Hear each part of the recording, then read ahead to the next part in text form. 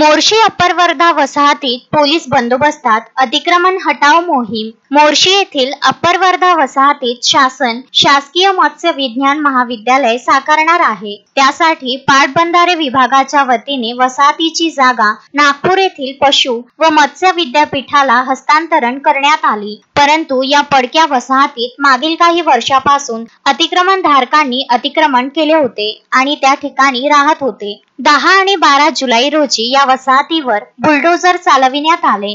यावेळी पोलिसांचा बंदोबस्त लावण्यात आला होता. यावेळी नगर परिषद कार्यालयाचे, महसूल विभागाचे तसेच ऊर्ध्व वर्धा पाटबंधारे विभागाचे कर्मचारी व अधिकारी प्रामुख्याने उपस्थित होते.